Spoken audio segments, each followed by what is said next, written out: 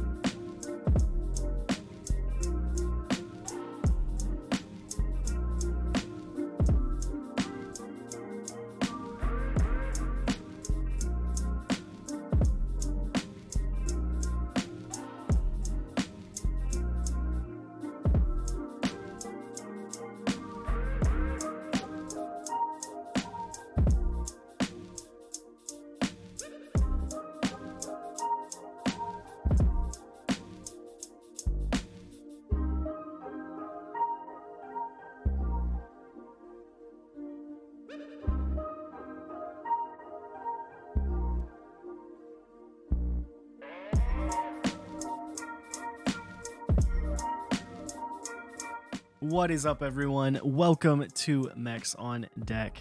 We're here. It's Wednesday, joined by Mr. Dutchmaster W. How you doing? What up? What up? I'm doing great. How you guys doing? Doing all right. Doing all right. What about you, Chewy? I'm good. I'm tired, but it's the weeks before spring break are always tough because the kids are just like they know and they're restless, and I'm over it. At least it's Wednesday. It's We're Wednesday. closer to Friday. The second that stream is done, it's like this huge weight. It's not like stream's bad, but it's like that's the mark of the like, all right, you're on the finish line now. Like you can Yep. see the finish line. Like once we get through that, I'm like, all right, we're good. Down the hill. Down the hill, absolutely. And Fridays is just like someone dragged me across the finish line. Dude, right? Friday from like 4 o'clock to 5 o'clock is always like the longest hour for me. Just like, yeah, That's good. You got to enjoy it. just get antsy. staring at the wall. Like, cool. Somehow time has come to a complete standstill. No, guys, if you don't know, Mr. Dutchmaster Dub, hit exclamation point guest. He's got a great stream. I've been really enjoying. I've watched a few now. Chewy doesn't love us confirmed. I mean, love's a strong Damn. word. All right. Of course, But I really like you. Like the inverse of that plain white tea song. Yeah, exactly. Tolerates.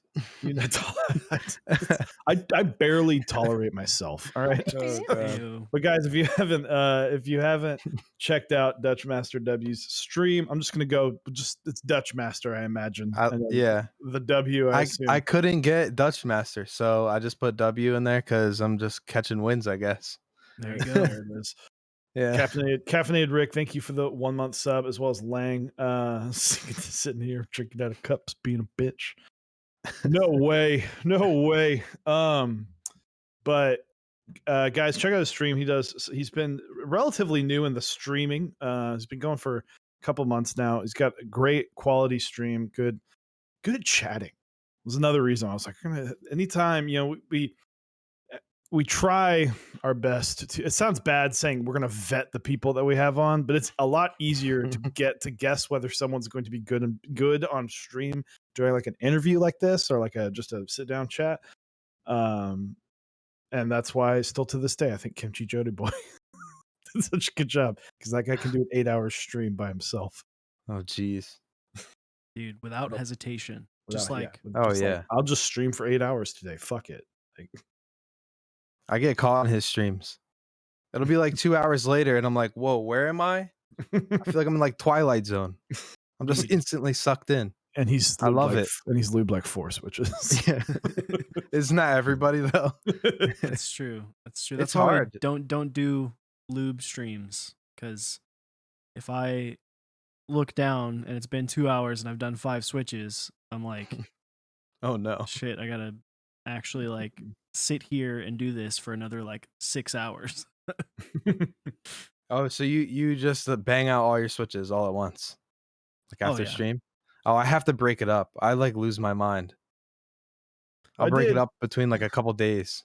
A lot of times, like a lot of us will watch like, we either watch like cooking videos or we used to watch the show called Wentworth, which if you haven't seen Wentworth and you want to sink way too much of your life into a show, like go for it. There it is. But and then the last couple Chorin streams I did, I had people on, so I was like, you guys can fill some time while I sit there like try and power lube these switches. But no, quick shout out to our sponsors and partners of the stream. We've got OmniTypes, Canon keys, and Project keyboards, and as well as Zap cables, Smith & Moon, and Type Beast. We'll hear more from them later.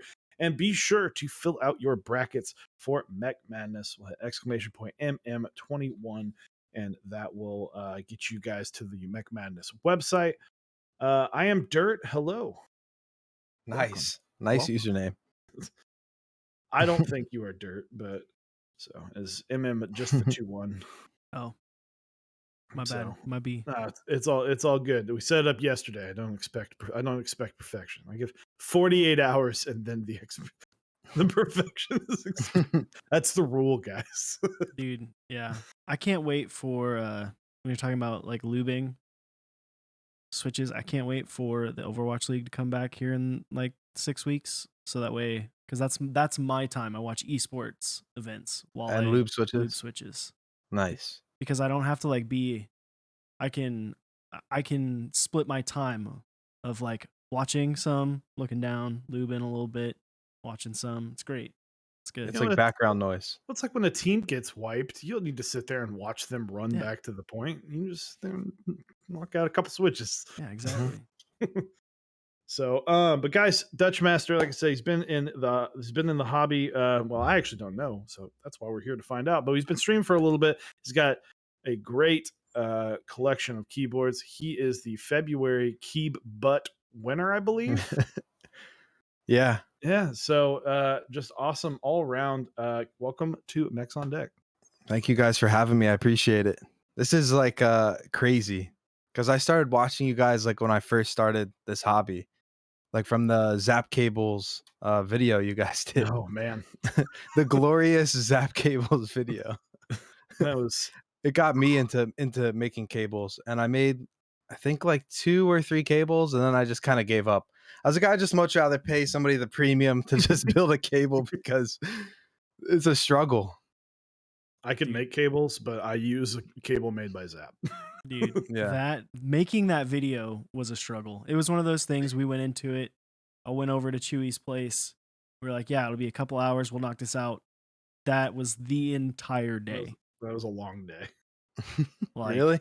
the entire day It of was- going through. It was like a 7-hour process. That's wild. Yeah, you guys did a straight cable for your first one, Yeah. right? Yeah, it was a straight cable. There's Yeah, I nothing did special I did a about coiled limo cable for my it. Oh, dude, first. fuck that, dude. I've Oh done. my I did god. one coiled limu, and I hit the guy up, and I was like, "I hope you enjoy this because I hated every second." And he was like, "Well, I really appreciate you building the cables. Thank you." And he liked it. So, but I was like, that was the day that I was like, "Nope, never doing a limo ever again." No, No more. on the inside of the limo, the cups are just so small to fit the wire in. Oh yeah. It's almost impossible. You have to have one of those little helping hands. Helping hands. Yep. Yeah. Those But things are you goated. have one of those, right, Osiris? I do. I had my parents for like Christmas, not this past year, but the year before. They asked me for like what I needed, so I had them get me a whole bunch of like stuff that I would use for like keyboards, like streaming and stuff, and that was one of them because I was like, oh, we'll probably make more cables, and then Nope. I was like, I built my second one, which was Chewy's like 5th or 6th at that time. Oh, look, it's the sexiest man in keyboards. Sorry, TTS, more of a mad thank you. Hey. Just calling you the sexiest man in keyboards, Mr. Oh Dutchmaster. god. There it is. Thank you. But Sexiest man in keyboards. yeah, never did that second cable on our 24-hour stream, and I was like, I think I told Chewy, I'm like, I'm not doing this ever again. Yeah, I I was was like, burning well, my fingers on We've the talked paracord. about doing it again, and Eric's like, "I'll just film you do it." Yeah. Like, why don't we just like why don't we'll just make it simple, and you do the hard, you do that work, and I'll sit behind the camera. It was like it Look was so good. awkward because we were both at Chewy's place again doing it for the 24-hour stream, and I had like, because of the way the setup was done is Chewy had a T desk basically set up between where I was and he was, and then on the T we had it set up for builds, and so we had a little like mount that went on the middle of the desk. So I was basically sandwiched between that mount and the other desk where my PC was, like trying, like my arms just like this, trying to like Yeah, it doesn't sound not like a burn fun myself, and yeah. And I think I ended up just being like, "Hey, Dave, you want to go ahead and You put wanna this knock this one out? put this together for me, bud?" It'd be like that sometimes. There are those who can and those who are knee high on a grasshopper. Hey, So, but well, let's get started with our usual fast four, top 4 favorite switches. Ooh, the spicy topic. I like it. I think number 1 would be marshmallows. I really like the progressive spring in them. It's different. I'm not really used to using the progressives, but I started spring swapping some of the switches with it because I kind of like it. I have some slow springs that I want to try. I might do that in an upcoming build. I like H1s. just because of the heavy springs. I'm like a really heavy spring guy. Um, Heavy Spring Club. yeah, and then Zycos, definitely Zycos. I love Zycos. 78 gram, preferably. It has to be 78 gram. Anything lighter, it kind of takes away from like the tactilityness Mm-hmm. of the overall switch. And then lastly, it's hard. The fourth one, man. It's always It's like I'm pushing it between the fourth and the fifth one. yeah. I guess Holy Pandas. Yeah, Holy Pandas would be the fourth one. It's a classic. Yeah, I was looking Yeah. through my phone pictures. So for those interested, the Zyko was created September 13th of 2019 because I Ooh. found the video of when I was like testing it. Oh yeah, And yeah, I yeah. Because found I like a remember you picture sent that because to I me. was sending it to you, being like, dude, what the fuck? Like, just being like, what the hell? This is this is back when I listed off. I was like, it's the Franken switch that has all these parts. And then being like, I need to think of a fucking name for this because It's a good name. so They've built a life of their own at this point too. Like, yeah, it's I mean, as I talked to Quakeums about it, because he made the Holy Panda. Not that the Zyko is on the same level as the Holy Panda in terms of popularity or anything, but I was kind of like, it's interesting when other people start taking up on it. Like people know Mentorly more for it than me. Like I've had people go, I've seen people who are like, oh yeah, Mentorly, and then after she made the video, which I appreciate Mentorly, thank you for the shout out. But a lot of people thought she made it because she's the one that talked about it so much, and those, it's kind of just like it's not really me anymore. Like Take the outgrown. wheel. Exactly. So and I I will say the messages of like, the Zyko is really fucking expensive. I'm like, yeah, I'm aware. Yeah, but they're so worth it. And then I'm if you aware. don't want to spend the money on Zycos, I would recommend like Dark Jades. Oh, yeah. Something with like a longer pole on the stem, Mhm. just like the Zycos, because it uses the Holy Panda or the Halo stem. And that's like I'm pretty sure that's long pole, right? Yeah. dude, yeah, it It's, is. Yeah. I think it's, Dude, I'm Moyu putting these in my Blacks. Poof. Moyu Blacks, Dark Everglide Jades, or whatever you want to call them. These are going in my squid, my personal squid. Yeah, they're in my squid. There you go. They're awesome. 78 gram slow spring or bust, maybe. But yeah, So There you go. Next up on the Fast Four, your top 4 favorite key sets. Key sets. I see you got quite a few sitting on your bed there behind you. Yeah, I was taking a video earlier. Somebody was asking me to do a video of all my GMK sets, and I didn't have like the time to put it away. Definitely Night Runner. I like really colorful sets, so these are like all gonna be really colorful sets. Definitely Night Runner. Shout out Blind Assassin. What up? Cool guy. I love him. Yeah. Dude, he's awesome. He is Super nice. I don't talk to him as much as I should, but I talk to him all the fucking time, and he is like honestly a gem in this hobby. But I also know he's very introverted and just doesn't like talking Like to publicly himself. a whole lot. So yeah. So but I talk to him all. I mean, He's got a set out right now, right? Nightshade's Nightshade's going right now. The Steerka just wrapped up, so I'm excited to see more. Yeah, it was a beautiful board. He and I are working together on more boards very soon. So I mean, I've already talked about the Baka 70. So Ooh, TKO. no, surprisingly. Oh, it's not 60% with an F row. Ooh, It looks spicy. That's extra spicy. The I like renders it. are out there. The renders are out actually on the Nightshade website. So if you go to Space Cables, and you look through, you'll see the Baka 70. I have to check it out.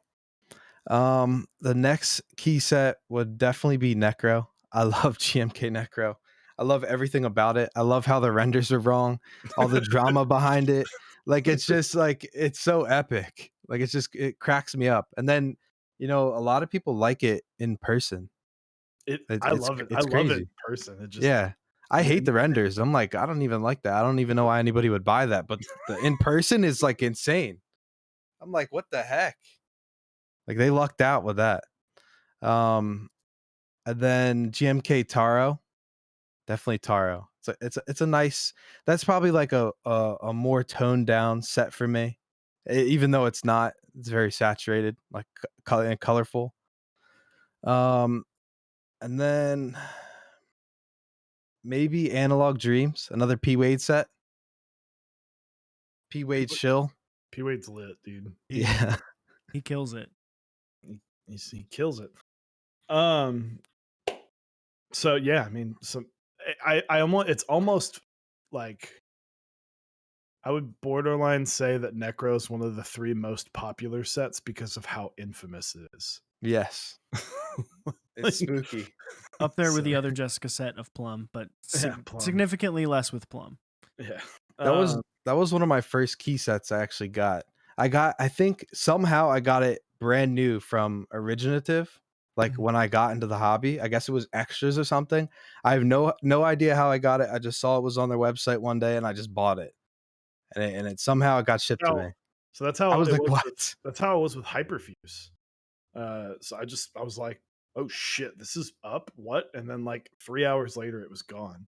Mm-hmm. And like Yeah. Eric was at work, and I wound up giving it to Eric for his birthday because I just didn't really mesh with it as much as I had hoped. But I mean, it was just one of those. I was right place at the right time, just like browsing, and it was like, oh, there it is. Let's pick this up. Back when extras were up for longer than 10 30 seconds. seconds. Yeah, 10 seconds. Dude. So It's ridiculous. I think I don't even try. Botanical. Yeah, I don't even bother. I'm just like, whatever. Botanical was up for what? Like I think he said it was like, I don't know. It was under 30 seconds. It was like, Oh, I'm sure. gone. Christ, in 2019. So next up, top 4 favorite keyboards. Ooh. This is hard. I got to think about this one. Because I like build so many keyboards like weekly. It's just hard to even get the chance to use it more than a couple weeks. Definitely the iron. I like the iron 165. It's definitely stiff. I don't mind. I'll like flip flop between boards. I'll go from a stiff board. I'll go from a softer board. Just like tactiles and linears. Like I'll move back and forth between them. I like the iron. It's very clean build.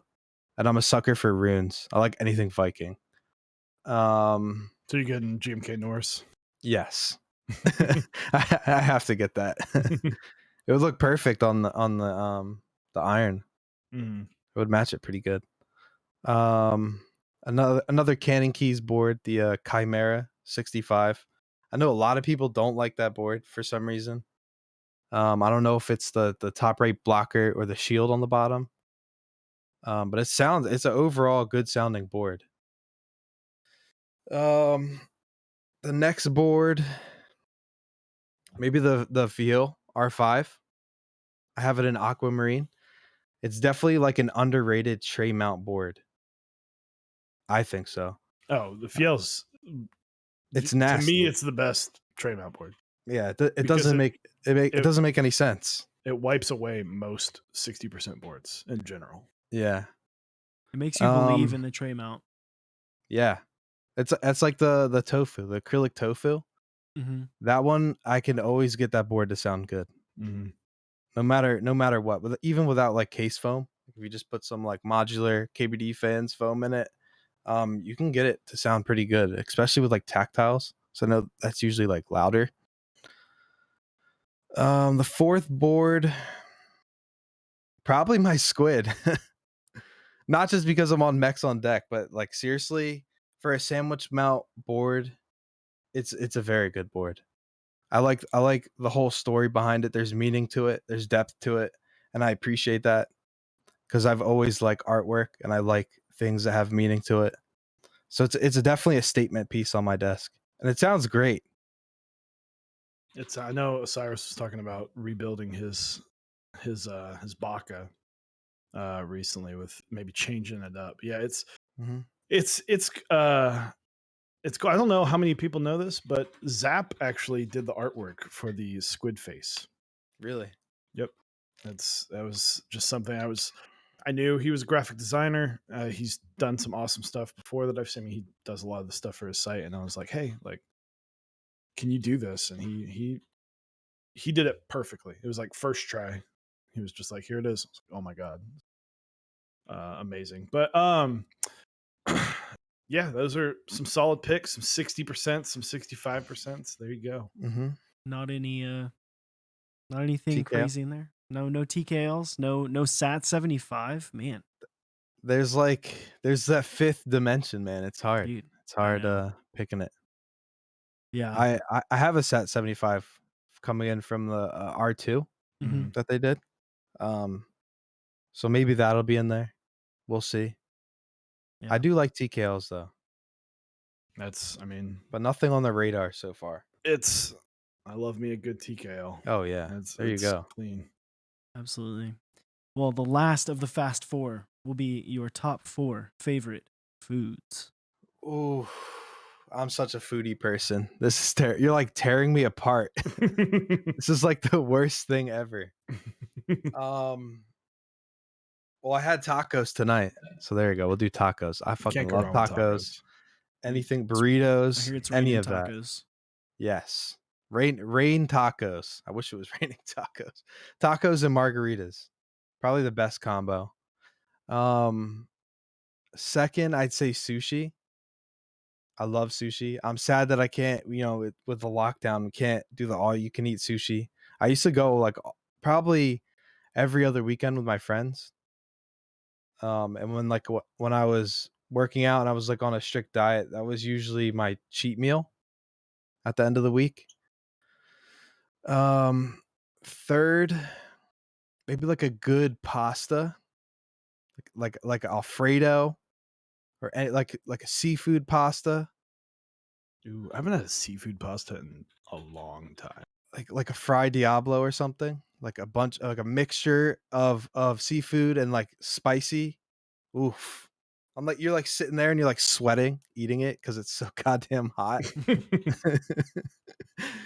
um and the last one, chicken wings. Ooh. Dude, Solid. We don't get chicken wings on here that much. Chicken No. wings. Like we get chicken every now and then, or like but just general fried chicken, yeah. Ooh, some like Korean fried chicken. dude. Yes, Yeah. that's what it's about. But yeah, chicken wings. So absolutely. So guys, once again, check out !guest. Top sauces on wings. There you go. Anything really spicy, but Ooh. not super duper spicy, but no what's the word I'm looking for? Extracts. No extracts. Yeah, no. I don't need the skin under my lips to burn. Right. Yeah, I'm down for stuff that's hot, but not Heat hot is better. just Yeah. to be hot. Like I Yeah, want it heat hot is but better than- flavorful. Did you guys do the hot ones challenge? You could buy all the sauces. I haven't done it, but I mean, I did a hot take on stream where I just took the last dab, Yeah. put a bunch on, and then just put it on my tongue, and then did the hot take without drinking anything. I mean, we did on the 24-hour stream where we both ate chips with the last dab on them, and then had That to sauce go is like a good. certain time. Dude, It's good. super flavorful. I used to eat it every day. I'll put it in chili. Ooh. That's my favorite thing. A little bit of the mustard in there, little mustard Just seed. extra, it just adds that. It raises the temperature if you put a little bit. Marinate some chicken in it. But wings, typically, I just go for like the super, like the hot, like if I'm just going and I'm like, let's just try it out. Like I really like just hot buffalo, whatever their hot buffalo is. Like I can absolutely handle more, but that's kind of, if I'm eating wings, that's my easy go-to. It's just a classic. Hot. Yeah, it's a classic. Yeah. Mm-hmm. Buffalo medium, buffalo hot, classic. Yeah, streaking by ranch. That just going to literally lunch before my wedding. We just went and had wings and beer. That's awesome. Wings and beer, man. So, but yeah, guys, Dutchmaster ! Guest, check out his stream. How did you get into the hobby? So how long have you been in the hobby, and when and how and all so that? I built my first keyboard at the end of 2019. So it was like around Christmas.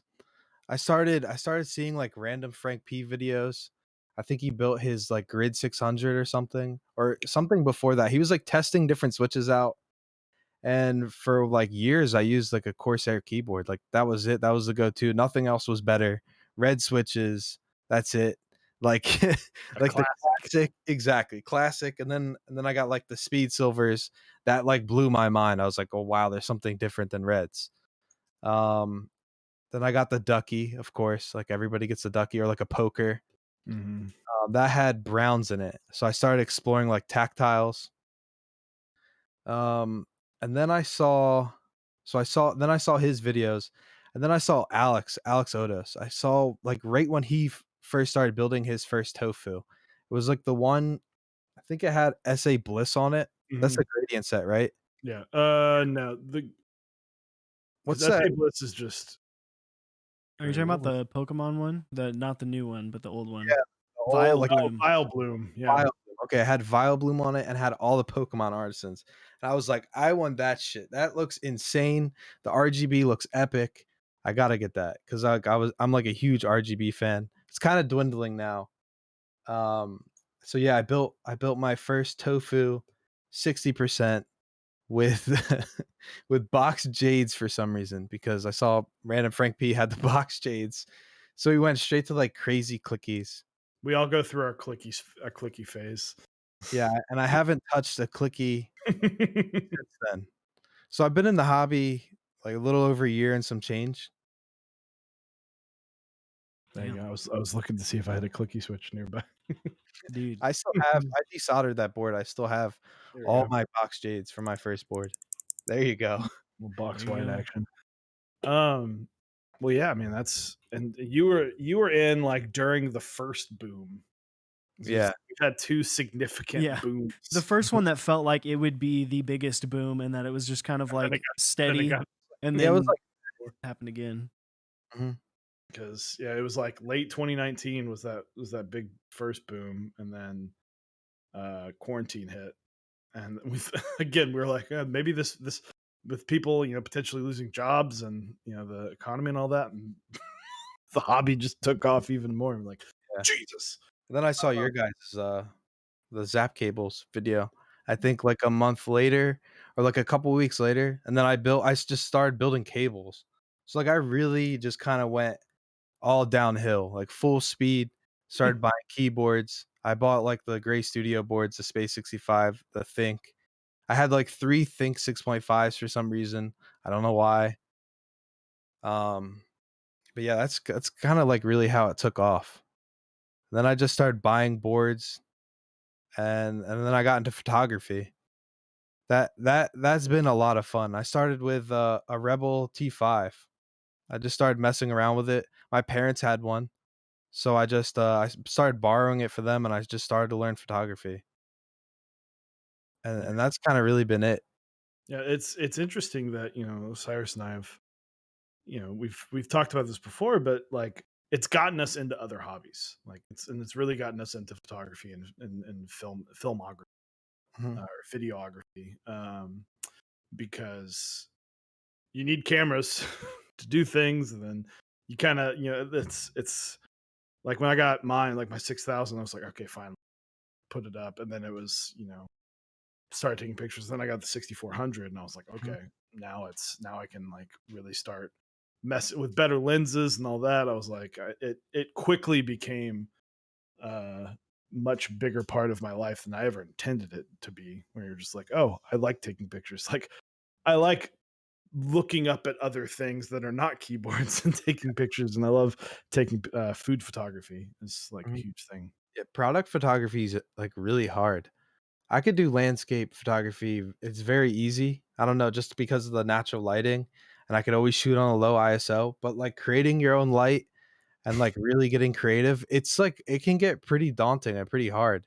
Mhm. And, I mean, you can get away with makeshift lighting. I did it for the longest time. I used my ceiling fan and a lamp on a stick. That was literally my setup, with a Rebel T5 on a plastic tripod, and I took amazing pictures with that.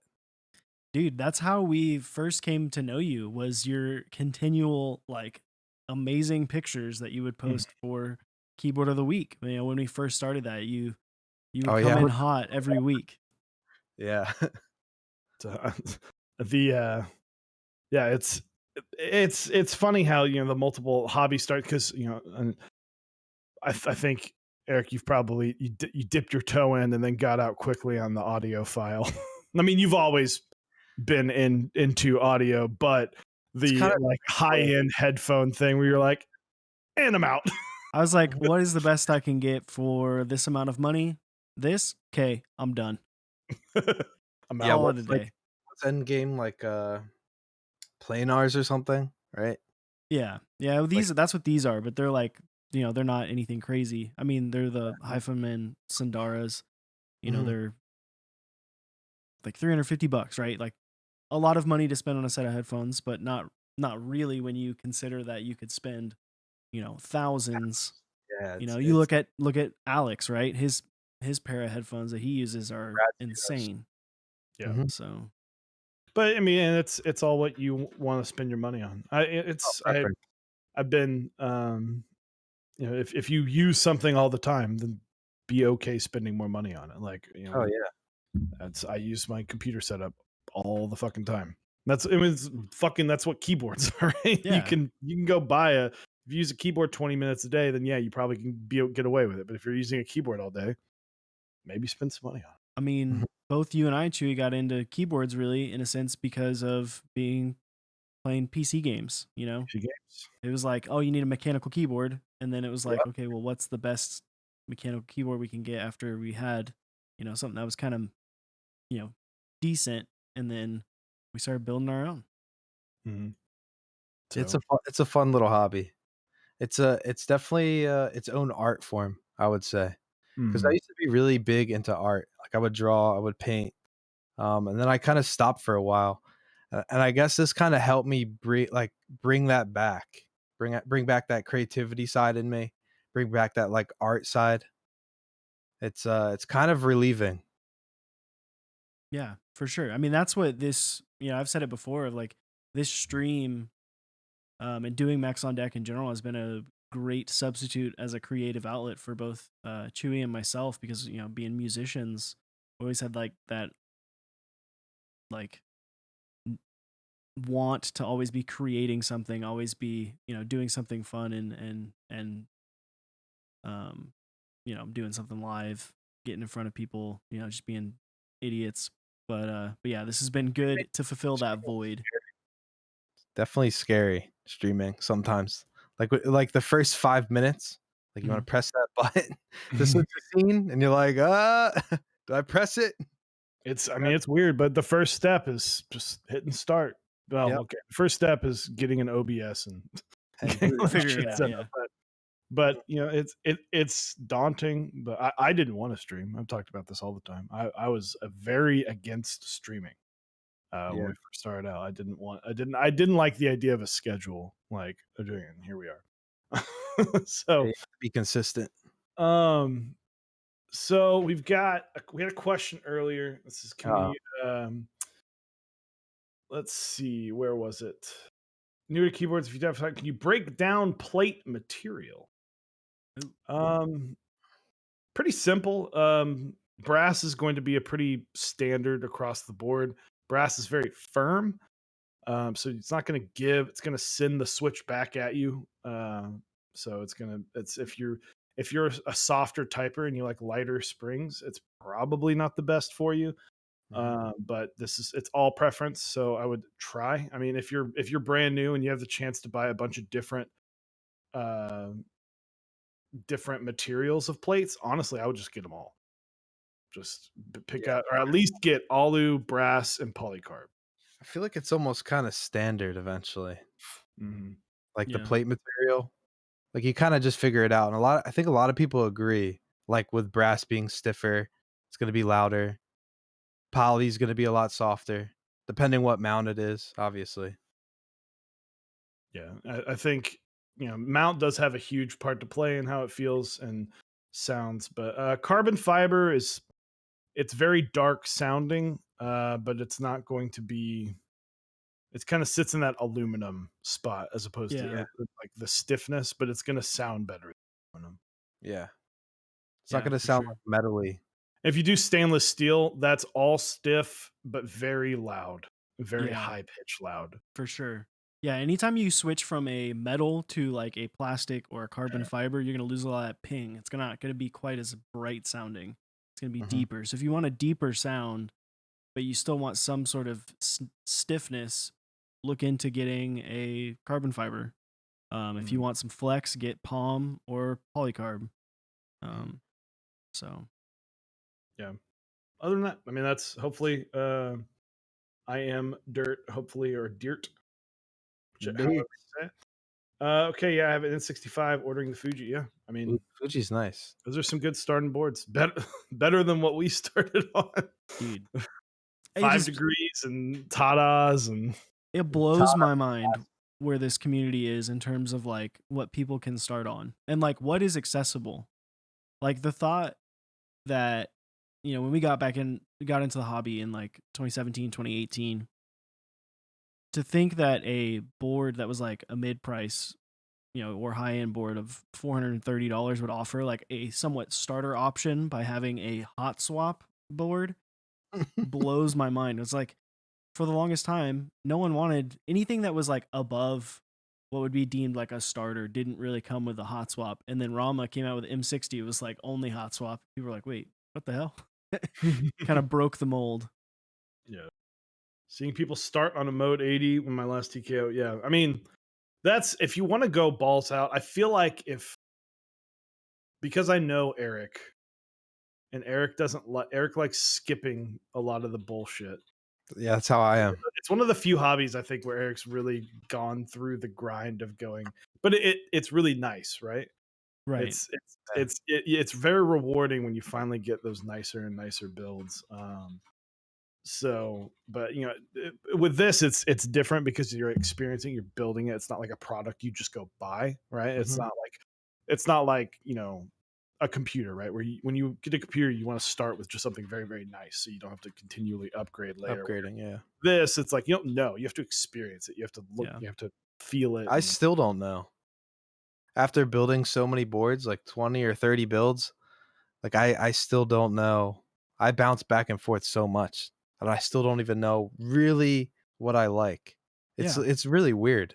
yeah, And that's the thing. That's why I always say people need to go through going through the steps of like going straight to a super nice, super high end like a Key Colt or an Iron. Yeah, you can get a great experience and those are fantastic boards.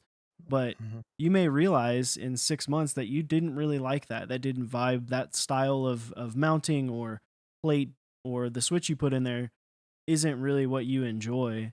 And then you're Mhm. like, well, man, I spent all this money on this. And yeah, you could still sell it, but like, then you got to go through the hassle of putting it up on Mech Market and then figuring out what you're going to go to next. And then there's a lot of time in that. And so it's like going through the steps of like getting something starting on like like right now, starting on like an NK65 or even a GMMK Pro when that finally gets out to people. Mhm. Or even if you want to take a next step, getting something like a Fiel, right? Like that's still super easy to get into from a standpoint of it's not like a scary board. It's not hard to put together. It's simple mounting style. It's approachable. Going from that, then trying to go up, moving up Mhm. after that, and figuring out trying different things. So that way, every time you're going to purchase a board, you kind of have in mind what you want to do with it and how you want that board to feel. Yeah. It's a big thing. Yeah, I've gone from my iron to my tofu. Like almost like a roller coaster. Like I've been at the bottom, I've been somewhat near the top, and now I'm like slowly going back down. I'm like, I don't know, I kind of enjoy that thing down there. It's still kind of nice, and you can make it sound really good. Put a bunch of mods in it. You don't need anything crazy. mm-hmm. That's kind of frustrating. I see like a lot of hype around like these high end boards, and I see kids like spending 2-3 grand aftermarket on a key cold or something. It's like, all right, I mean, you can get you the give me immediate that? satisfaction, but you don't get Yeah. the fulfillment. Like, it's crazy. We talk about Eric and I are fortunate enough to have some very nice boards, and I Mhm. love my Key Colt. I love it. I think it sounds great. It feels great. I also put Zycos in it, so Of course, it's of course. got great switches in it. Um, but that doesn't exclude the fact that one of my favorite boards I've been typing on I like that board. Well, I that almost hook bought just that board. fell. Is the bumper. Mhm. This board, price and total, I think with caps and switches, I think is cheaper than the Keycolt case combined. Yeah. Caps, switches, board, everything cheaper than Keycolt. And I've been enjoying this more than my Keycolt. Now, I'm not going to sell my Keycolt, but it just goes to show that sometimes, you know, a cheap board can get the job done and do it really fucking well.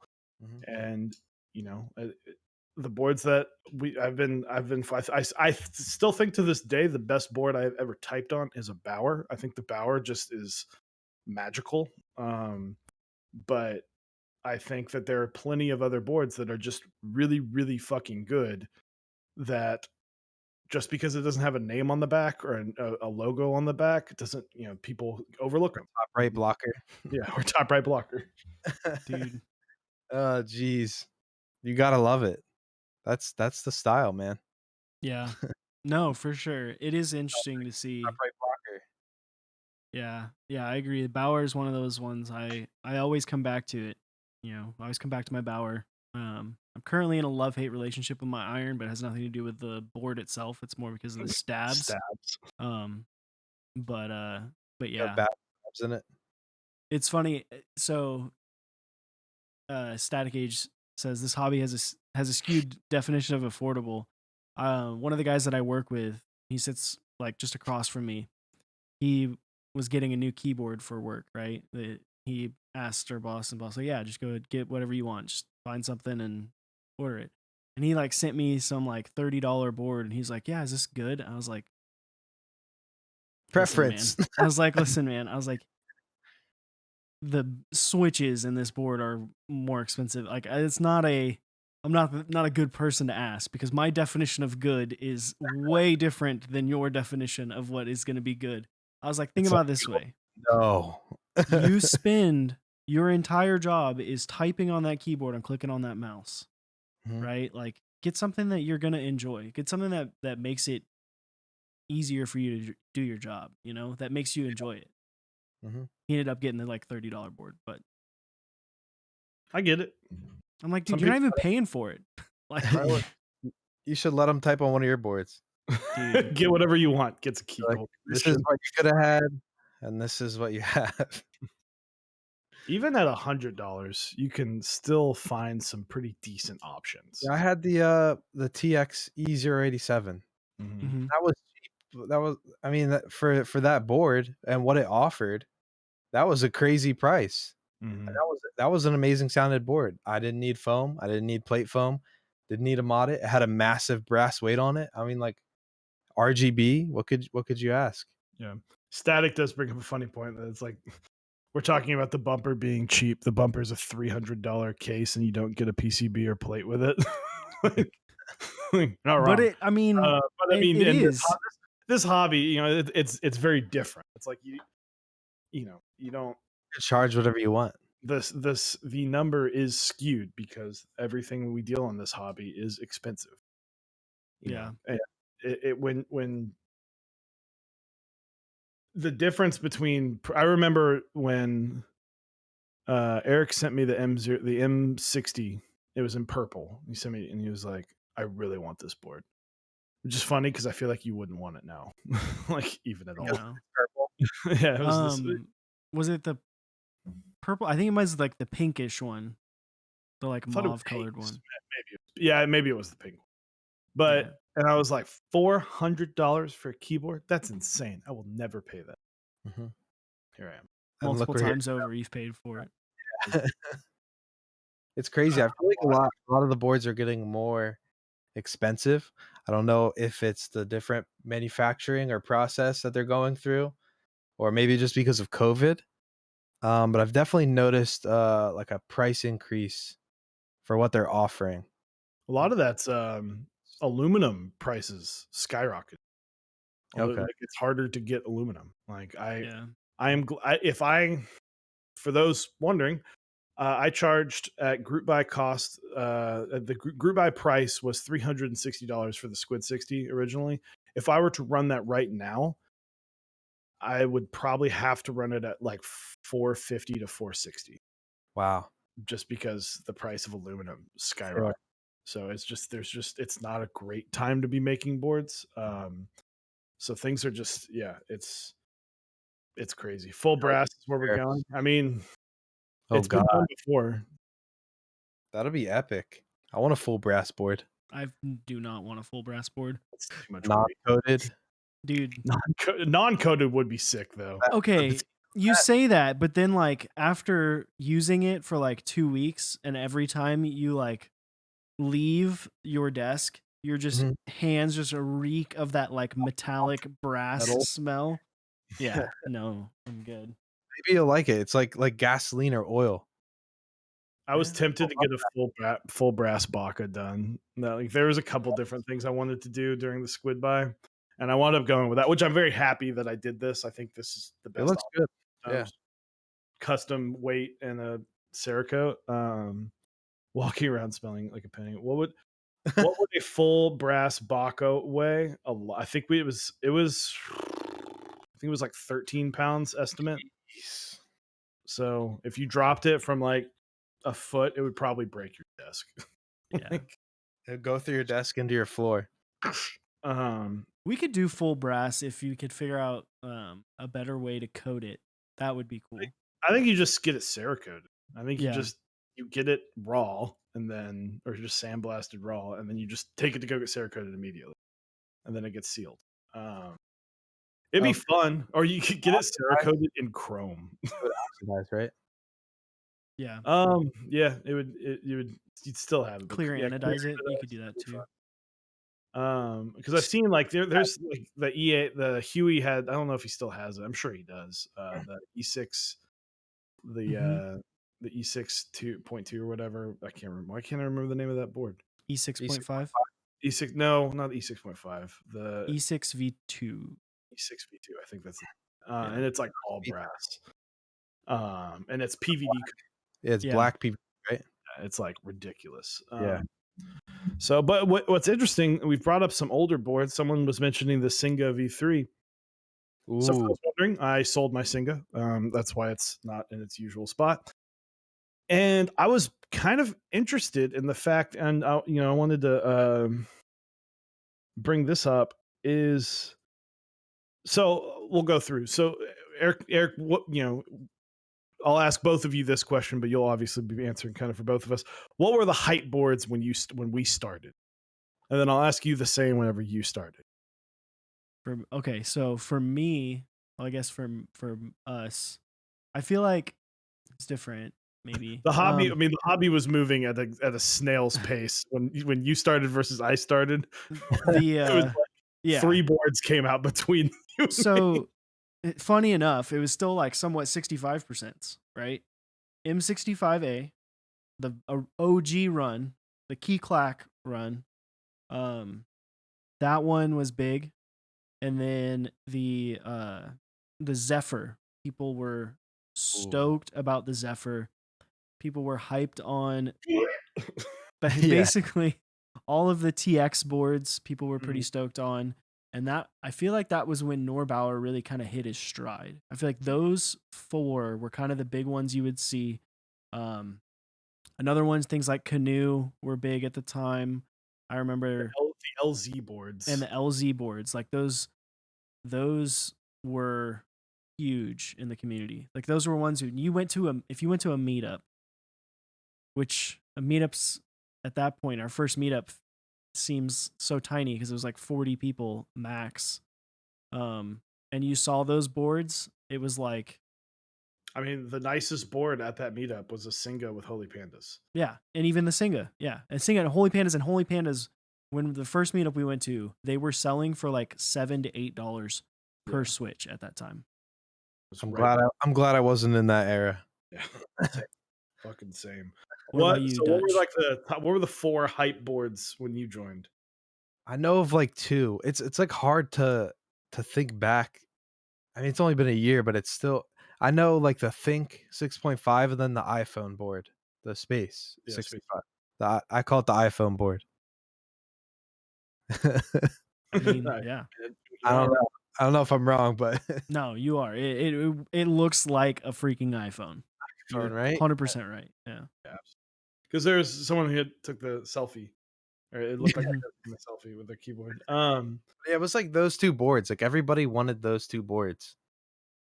Yeah, it's interesting because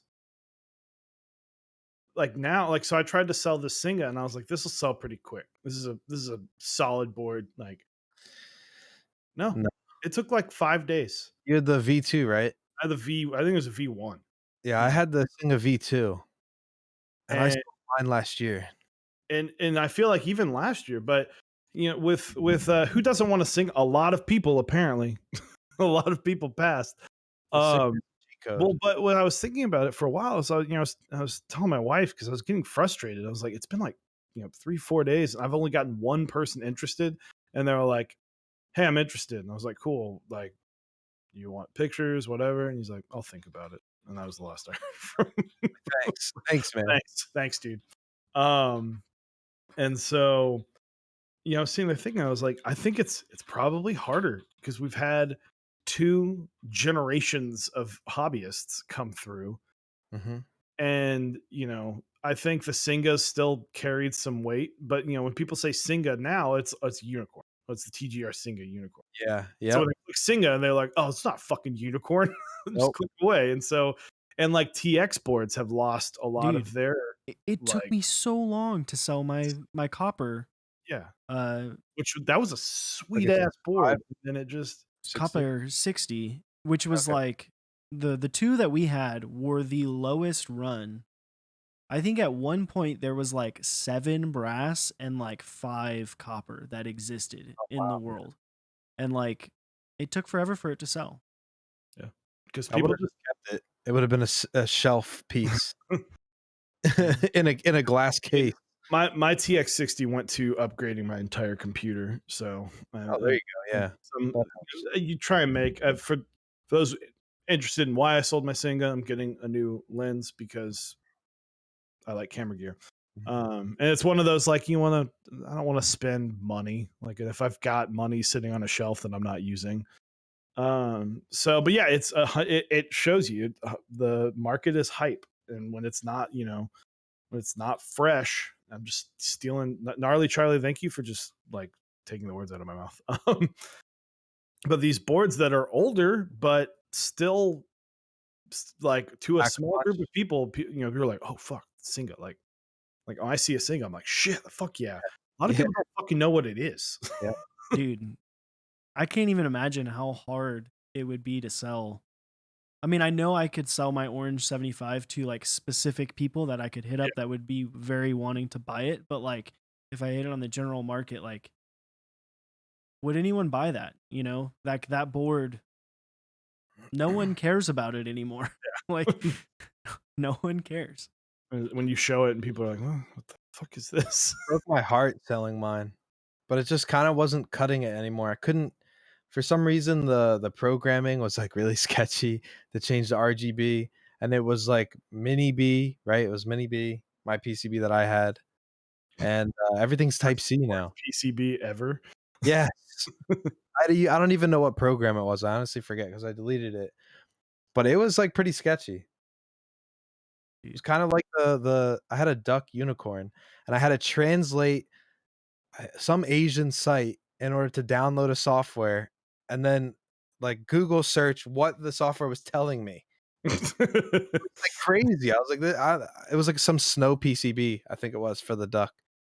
Um, that was scary. Yeah, I'm curious. I think the OTD would sell quickly as long as you posted it in the proper Yeah. channels. I mean, there are people who have, like, the thing is you're talking about a community filled with people who a lot of them are very, very smart. Yeah. I don't think Chewy and I are not on that end of smart because they all have bots that basically ping them whenever a specific set of words is used in a title. Yeah. Fucking what's his face? Mr. Keebs. Mr. Keebs. Yep, Mr. Keebs. He's like, oh yeah, I've got like 14 algorithms that will ping me if this pops up, and I'm like, Yeah, there's a bunch of them out there for Reddit. um, It's not that hard. Yeah, I know it's not hard, but it's not what we know. Therefore, Yeah, it's hard. it's not our jam. It's coding has never been a big thing. You want me to get you one? I mean, I'm no, good. because I'm not really looking for boards. I was kind of doing my inventory, and like my wife's like, "So how many boards do you have?" I was Oh like, God. and I don't want you that sounded aggressive. Like I promise she wasn't like mad about it, but she's like, "You have a lot of fucking like you're buying another one. What's wrong with the other 11 that you have?" So I was like, "Okay, it's time to weed out a few. Yeah, yeah. It's time to." Need like a top 5. But some are sentimental, right? Some are Yeah. sentimental, like the squid. I can't sell the squid. I can't sell the baka. The bumper was kind of a surprise. I bought the bumper as a thank you to Zap buying both the baka and the squid. Mhm. That just turned out to be awesome. Like, I mean, we got to try the bumper, but it was the aluminum one. Yeah. And the aluminum one sounded fine, but this one sounds better because it's just a chunk of polycarb. And then like I have a TKL, so it's like I that's the only TKL I have, so I don't want to get rid of that. And then my key colt's great because it's got Zycos, and I don't think the Zycos are going to make it past another rebuild. Like, Yeah. those are the OG ones. So Sometimes you just find a board that sounds really good with Zycos and you just don't want to change it out. Yeah. You're like, that's it. That's end game Zyco right there. Dude, that's like my oh my gosh, my serious with creams, with Nolive creams. I'm like, yep, never gonna change this. Like this is gonna just exist like this for the entirety of this board's life. I do have a question for you, Dutchmaster. How many boards do you have right now? Because you recently posted a picture of quite a few fannies sitting on your desk. How many I boards don't do you got? even know the count. I have 2 over there. I have them everywhere. They're like stashed underneath my desk. They're in my Alex drawers for my IKEA. Like I have the IKEA desk hack. Like this whole side is filled with boards. This is filled with boards. I have boards on my bed for some reason. I'd say like maybe like 15 right now. I had more like when like last year during the summer, I think I had like 20 something boards and I had to offload a bunch of them because it was just getting too much. I wasn't using them. Um, and I was kind of figuring out what I liked. So I try to keep like a top 6. I get the top 4, I know which ones I like. Then there's like those 5th or 6th ones that are kind of like floating. Like I don't know why I keep it, but like the Space 65 R1. I don't know why I keep that one, but I keep it. Yeah, that was the singer for me. Where I was like, I love this board. It's great, but I don't know why I have it. I don't use it nearly as much. It's like all right, guys, let's play the fun game. You got 3. You got one at work, one at home, and you have a backup. What are you using at work? What are you using at home? What is your backup?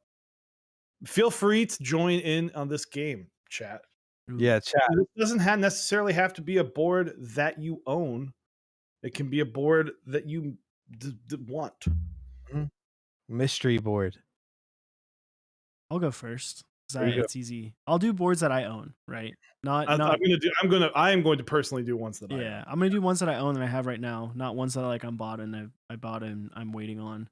I'll do. It's like this is actually like super easy to be honest. So Iron 165, because one, it was a gift from Mr. Chewart Little. Other way for pointing, Mr. Chewart Little over here. Very appreciative of that. It has Zycos in it. It's like the little bit of best friend board, It is the best friend board. It's a big gift. Yeah, it is a big gift. That's pretty epic. It was. It surprised me with it. I will if I am good at anything, it's giving gifts. Okay, so the thing about it is that he didn't tell me he'd gotten it for me, and he knew I wanted one, but I really didn't know that how badly I wanted one until after the buy was done. And you didn't get on the big part here is you didn't get on the buy so you could buy the baka. Yeah. And that tore me up. I think I just missed that group buy for the iron. For the iron. Yeah. Yeah, because that was right. That was October of 2018. Yeah, I like just 2019. Sorry.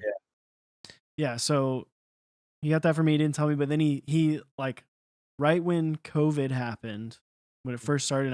I got furloughed. Basically, I ended up losing my job because of COVID. I worked in the hotel industry, which got rocked. Chewy was like, "Hey, I got you this. By the way, I know you've had a rough week, dude," and brightened up my week. So yeah, lots of sentimental value with that one. 2 is gonna be my Bower because it's like getting botted. We're getting botted. We'll ban these guys. Ban bots. The 2 will be my Bower because it is like the anti iron, right? My Bower is brass plate, Zycos, like as much tactility as possible. Heavy switch, 78 grams. My Bower is a stock spring mauves and a palm plate. Like although it's got the brass bottom, it's like palm plate. There's not a lot of palm plate Bowers running around. Plus, I really like it. I love Garrett. He's been a friend of the channel, big supporter of the channel here over the past 2 years. So that board holds a lot of sentimental value to me. And then 3 is the Baka because it was designed by Chewy. I'll take some credit in saying that I helped with some design. There's design inputs. Some design input. Drawing on paper. And I was the original viewer of the piece of paper. Yes, he was the actual original viewer. He helped me with the curve on the side a lot, and then the other big one was 001 Anthony helped with the plate, and not even designing the plate. He helped by just looking at me and going, "Just do whatever the fuck you want. Other people will just buy it." I was like, "That's exactly what I needed to hear." Yeah. Should be with that thing. Where would what go? Yeah. So the Bower would be my home board because I do like the linears for playing video games and stuff. I don't do a ton of typing. The iron would go to work because I do like the tactile for typing. I feel like I type more consistent and better with a tactile switch. And then the Baka would be the backup. It's kind of like the showpiece in this scenario. The background. It's also like sweet because it's like it's Cerakoted in OD green, and it's got all like it looks sick. Honestly, guys, if you can find a Cerakote, like Cerakoting your board and getting it to match with a key set and like match that theme, just it honestly makes the board feel so complete. Aesthetic. Yeah, like aesthetic. It just makes the board go, I'm done. Like, dude, Mizu will never leave the Baka. What's also hilarious here is that like obviously I'm wearing like black right now, but a lot of my wardrobe consists of like burgundy, olive green, and like dark gray. And my iron is the burgundy. My Bower is the dark gray Cerakote, and then the Baka is the like olive green, OD green. So aesthetic, $79 for a base kit. Guys, absolutely. I mean, it's on Candy Keys too. But yeah, so Mr. Dutch, what would be your work? What's your home? What's your backup? All right, work board. It would have to be something light because I wouldn't trust anybody leaving it there. Maybe my Key 65 because I have a hot swap PCB. So if I wanted to change out switches, if it was too loud for somebody at work, I could put in some Xylence, even though I don't like Xylence personally. And it's a gasket board. That's probably one of my favorite gasket boards because of the silicone. I believe it's silicone. The silicone pads inside of it. It's very soft. Unlike some of these like foam gaskets. But I'd probably bring that to work. Home would be the squids because I need a 60% for gaming. And most of the time I'm gaming and like video editing and like doing photos, I don't really need function key. And gaming, I would just be, if I use a TKL or a 65, I would just be hitting the side of my board all the time. And right now that's my favorite 60%. So the squid would be at home on my desk. Then like the backup, like Osiris said, it would be like a showcase board. So probably the iron. Definitely like a showcase board. That's like backup flex. Like, okay, I slam this on a desk. Everybody knows what an iron is. Mhm. How could So, you not? yeah. What about you, Chewy? What are your three? Baka at home, obviously. It's my favorite board. Like it's hands down my favorite. It's got the switches that I used on the TX60 for a year. And then moved it to the Baka. I think it's just, I mean, it'd be weird if I said if I didn't put the Baka at home. I put my crown at work. Crown's got the function keys, arrow keys, all that stuff. It's everything I would need at work, which would be tough because I do really like having my OSA at work. I love having that extra, but if if this is something with just 3, Mhm. God, I love the bumper, but I'd probably flex with the key colt. Like, the Yeah. Zycos and Oh like, my it hits all 3, right? I got Holy Pandas, I've got Zycos, I've got creams. Like a lot of the other stuff is good, Mhm. but my I think my 3 favorite switches are Zycos, Holy Pandas, and creams. With that 4th spot battling, I haven't used Moyu Blacks long enough to give it the full judgment. You So should right now it's 89 gram blueberries, but this Saturday I'm building this with Moyu Blacks, and then I'm going to use this probably for a month. Yeah, it's never gonna come off your desk. This is literally going to sit on my desk Yeah. forever. OU blacks are so good for like a just stock switch. Mhm. I mean, I changed the springs, but Yeah. But I mean, like not a Franken I switch, right? barely, yeah, it's not a Frank. I barely consider that. Like, it's like if I get a switch nowadays, I'm like, I'm not putting kind of Have you stocks. tried that with a Zeal bottom? I think I haven't. I think I fucked around with a bunch, but I realized that I was like, the only big thing I've found with Zycos is that Glorious Pandas work just as well. Really? That's like the exact same thing. Yeah, I haven't used those yet. So I personally don't like the Glorious Pandas like to the fullest extent because at stock springs they're great, Mhm. but the Leaf does not handle heavier Heavy springs. springs. So I don't personally like that, but that's if you don't care about if you want to put a lighter spring or keep the spring in there, or maybe just only go. I don't know exactly what spring weight it is. If it's 67, that there's not really anything between that and 74. But you can probably go down to 63, and I'm sure it'd be really really tactile. But like I think going up on Glorious Pandas and spring weight is not the best. I think I'll forever refuse to use those. I think my pride I have too much pride in myself, and I don't think I could do it. I mean, there are still people that are like I don't hard know. against JWK Yeah. as a whole because of all the way back to the Stelio controversy, you know? It's like a nostalgia thing. I don't Mhm. know for me. I get it. That I get was my second switch, besides I used the box jades, then the next build after that was, holy yak pandas. I made yak pandas, Yak Pandas, man. and it I have Jesus. I have the Holy Jesus.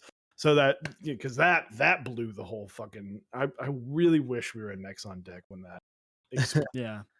That would have been so much fun to cover. But when that whole thing happened, when the Holy Jesus housings came out and rocked the whole world, because people were livid. Mhm. It 'Cause of was the whole it was thing. so hostile of a community because people because it's I protect my investment, right? It's Yeah. I Yeah. just spent $700 on switches. I don't want these, and then they were like, oh, they're $1, and then I I remember don't buying that immediately. I Oh, don't yeah. think that a situation like the OG Holy Panda situation will ever happen again. Like I don't think we'll ever be in that situation where a singular switch is worth, $7 or $8 when it was at retail like, for the Nothing that parts comes like out 2. ever. I thought it Yeah. was gonna happen, so I bought, like, 500 yak pandas. I was Mhm. like, "I'm stocking up now." I love these. I I mean, mean, they're not going to lose their value that much, so it's not a oh, bad yeah, investment. and I'll probably use them a lot. It's I've not used like buying Novelias expecting them to blow up. You mean uh,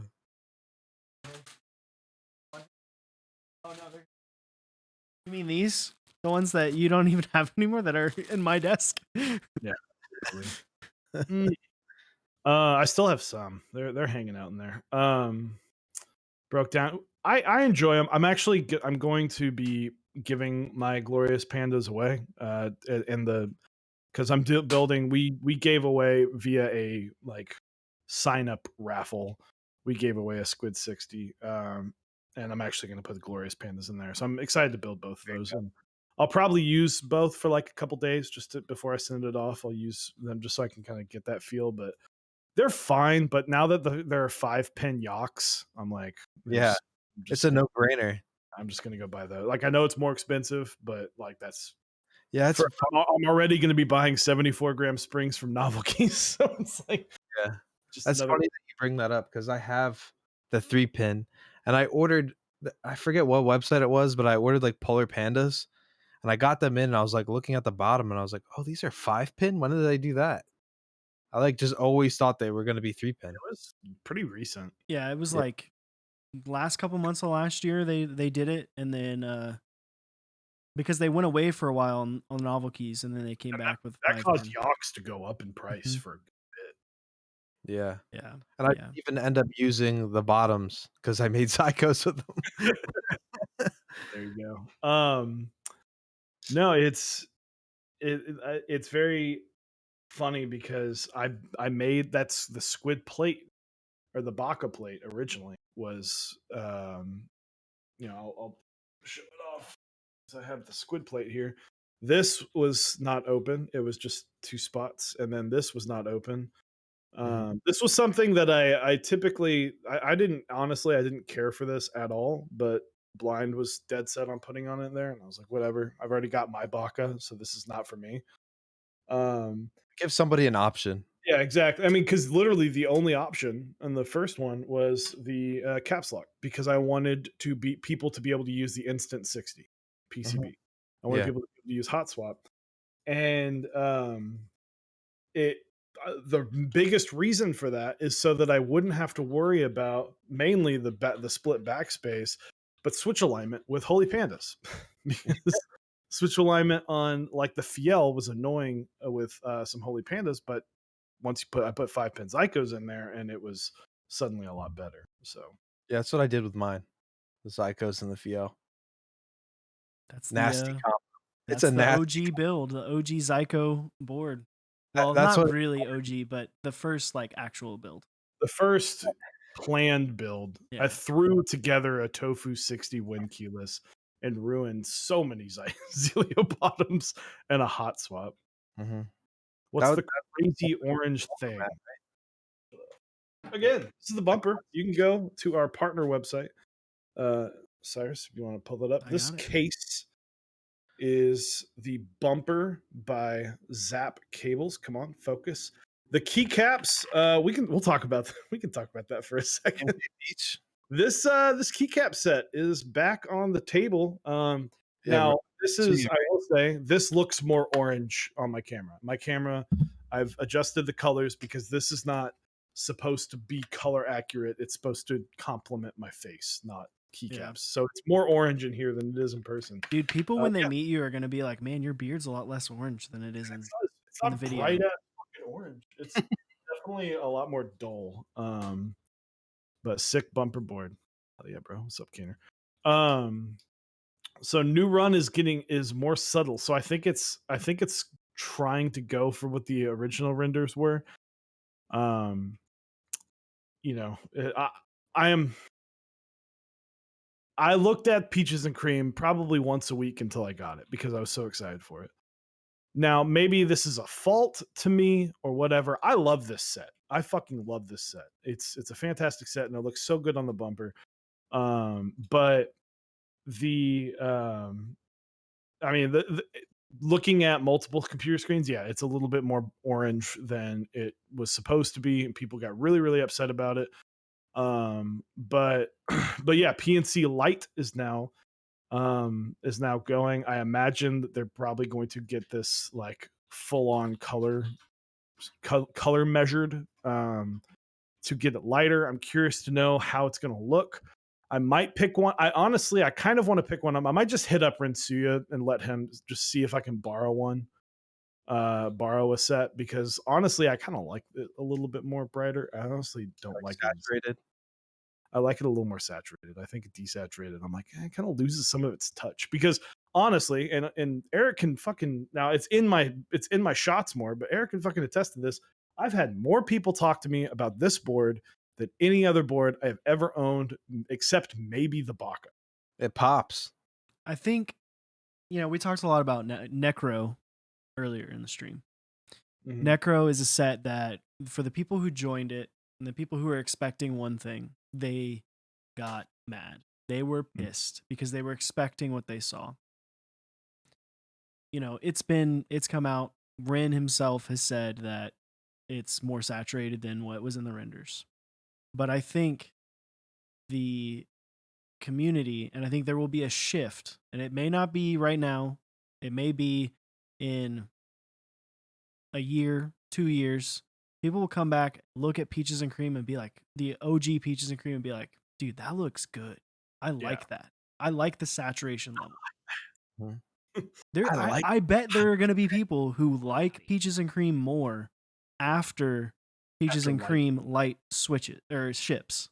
And it's just going to cause that price to Go up in price. Yep. Give me the value. Flip You it. can buy another OG Peaches and Cream, $8,000. Let's go. my God. No, it's very interesting to see because we haven't seen this, right? We've seen tweaks, right? We've seen like muted versus kind of muted versus OG versus 9,009. Like we've seen the small tweaks, but we haven't had a set where it was like colorful and it's like, okay, let's take this color and let's make it even lighter. And they basically call it the same fucking. I love. Listen, where is it? I love Ren. I think he's is two of my favorite sets. One of my all-time favorites is honestly, I think I was kind of going through my list of favorites. I think Mizu is probably my second favorite set of all time. I think it just looks so good. I think Peaches and Cream is great. I'm excited for Terra to come out. He does really really good work. And I send him lots of love during the Peaches and Cream thing because a lot of people and we're sending him lots of very aggressive messages. And I was just like, hey, I really like the set. I think at the end of the day, if you're pissed and you get it, just sell it. Just get rid of it. You can probably make a profit off of it. Sorry that you didn't get exactly what you wanted, but now it exists. Now it's in the real world, and so now people can go, I want to buy it based off of what it looks like, not what it might. Yeah, it's unfortunate when they get those crazy messages from people. It's like there's no need for that at all. It's You're stupid. especially like the cannon key thing that like pissed me off. I was so pissed off. I was like, "What? Why are you guys being a bunch of degenerates over a board that you guys don't really deserve?" Fucking degens from Upcountry, man. For those, I don't want this to make it sound like people. If I say Upcountry, like that's literally a quote from Letterkenny. So for those friends in Wisconsin, Minnesota who are in Upcountry, that's not a slip. It's not nothing at you. Oh, but that you're entitled to. Yeah, exactly. Mason just said it right there. dude, you're not Everybody's entitled. What pissed me off? So we're finally having Upas on. Upas. Ooh. We're having he's been on the show before. He's a sponsor with us. We both love him. He's a very very busy person, so we don't often get a chance to talk to him. Quick side funny story: he hit us up like 2 days ago at like 10:30, and we were sitting there. We had like actual kind of business to discuss. Megan goes, "What are you doing?" And I was like, "I'm having a business meeting." She goes, 10:30. I'm like, it's Upas. It's not like when we have Upas's attention, we don't want to lose it. That's not. He's just the guy does a full-time job and then another full-time job. So, but we were gonna have him on right after the SAT 75 round 2, and he literally was like, "Nope, no, not after all the shit that I've been receiving. It's just going to be a nightmare." And it sucked because I was like, fuck you guys for scaring somebody. Not scaring because it makes him sound like he's scared or anything, but fuck you guys for basically running him away from wanting to do anything in the hobby. I was looking forward to that because I'm a very big fan of Upas. I mean, I've never talked to him personally, but I've seen some of his chat, and I see how he runs his company, and I like it. I respect it. That my biggest thing with all that is that it sucked because he was going out of his way, investing his own time and money to make the board easier to get for people who wanted it, and then not go to bots, not go to people who were just, spamming the website trying to get as many boards as they could so they could sell them, you Mhm. know. And he got chastised for it because it had some issues, right? Like at the end of the day, and I said this after it all happened, he could just say fuck it and just put them all up, set it to a purchase number of, however many he's got, 1,000, and Yeah. you could have 5 people that get satisfaction 75 round twos because they could buy, 200 each. Mm-hmm. And then then you're not getting one for cheaper than $2,000. It's just people, and then that was right after, that was a low time for the hobby. That was a low point of the hobby, was because it was right after the NK65 debacle when he ordered, and now it's like how dare you talk that shit when there's so many available now? Like, you couldn't wait 3 months. It was Like, the he ordered, purple, right? yeah, yeah. Well, he ordered 900 and they sold out in That's a seconds. lot. That's a Yeah. lot of boards. That's one of the biggest group buys for a board to date, especially Hey, like in. Chewy, you just moderated Lang, and then he immediately banned someone. Oh God. Oh, all right. He immediately timed out Mason for a minute. I mean, not that long, but like, come on, man, come on. Well, he's been unmodded and timed out for 10 minutes. The fastest from not mod to mod and then back. So Dutchmaster, question for you.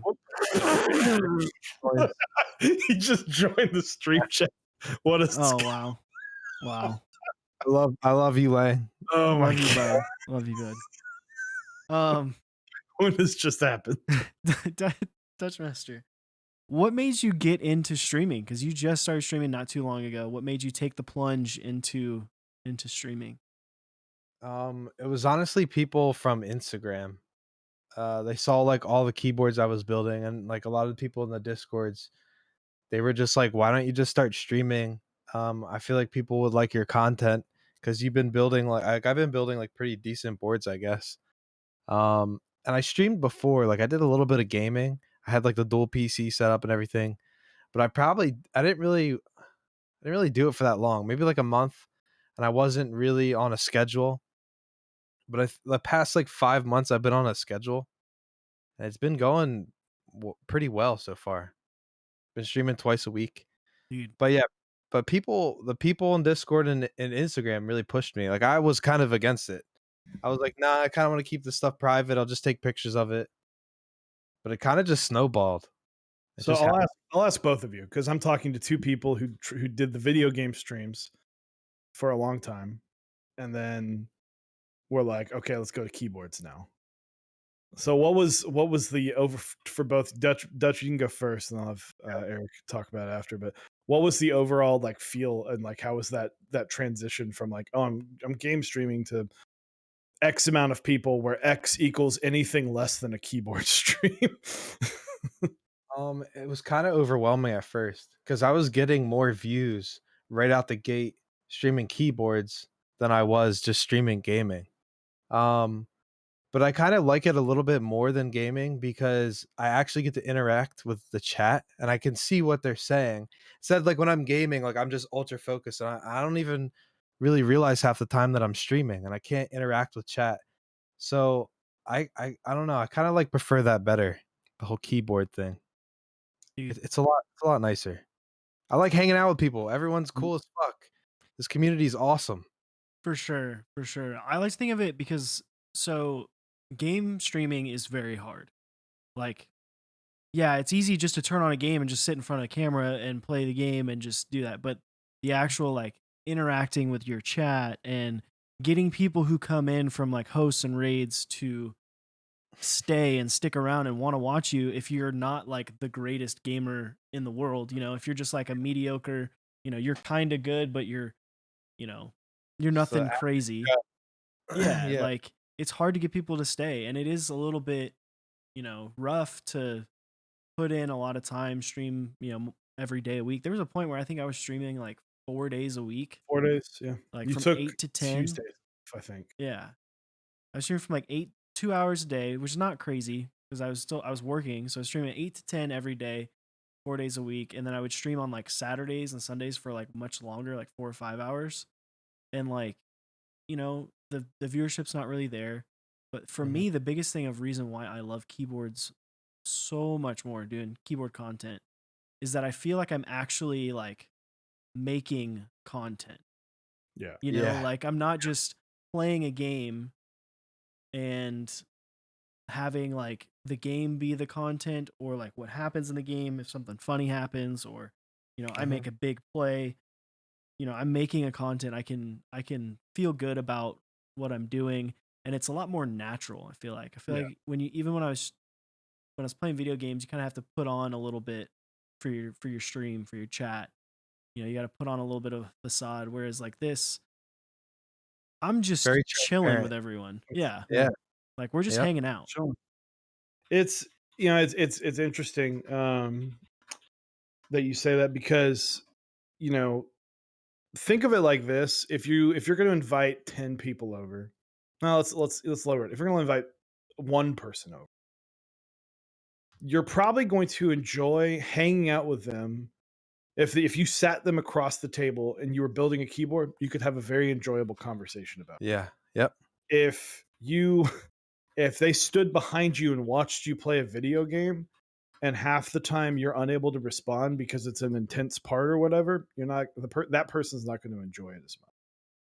Like now, if you're Yeah. sitting there making I mean, it could be enjoyable, right? But like it's way to me, it's way like you have to again, it's why like you have to be really good at video games to really succeed. You have to be very very solid, or at least be able to hang in there with a lot of the good players, because no one wants to watch a Fortnite player lose 40 times in a row. Like they Or want to just see them crank win. 90s all day. Yeah, exactly. It's so like you don't want to do that work with keyboards. It's like you just it's like it says you're sitting there talking, you're hanging out, you're able to be responsive. Like Yeah.